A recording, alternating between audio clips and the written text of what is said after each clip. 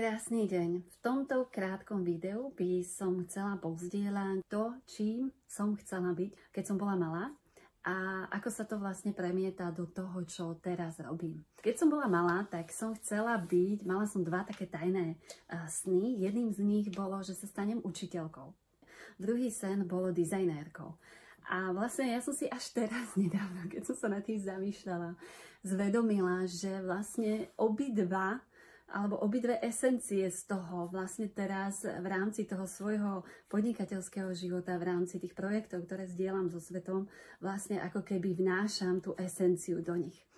A ja to hneď teraz vlastne trošku priblížim. Takže čo sa týka toho učiteľstva, tak niekde som počula, že učiteľ je ten, kto je o krok vpredu pred tebou a nejakým spôsobom ti odozdáva svoje skúsenosti, znalosti, aby sa tebe ľahšie potom na tej ceste kráčalo, aby to nebolo také náročné.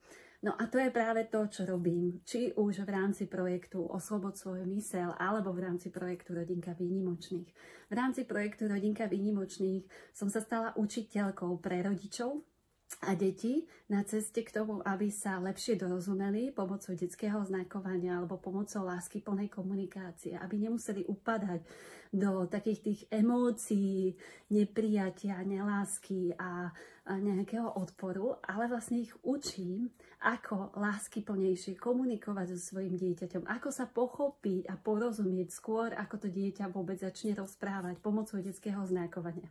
A v rámci projektu Oslobod svoju myseľ, tam tiež v podstate váram ten priestor, kde ten klient alebo klientka môžu nejakým spôsobom uvidieť, pochopiť tie svoje zranenia, tie svoje limity v hlave, aby ich potom mohli transformovať pomocou metódy Psyche.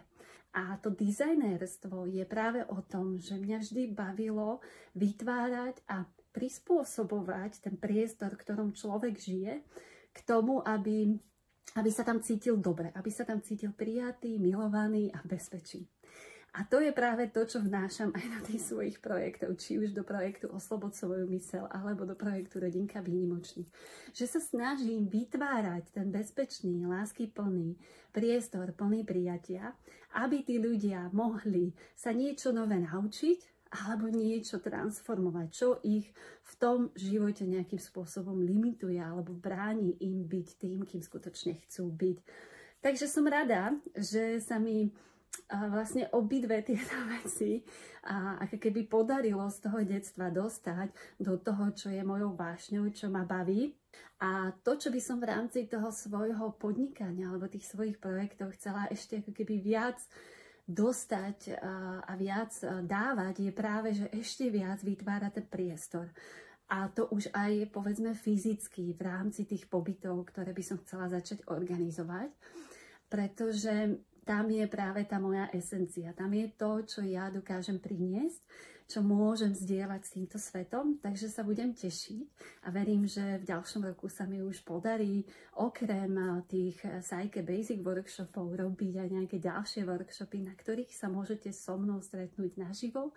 Všetky informácie o metóde Psyche nájdete na www.oslobodsvojmysel.sk.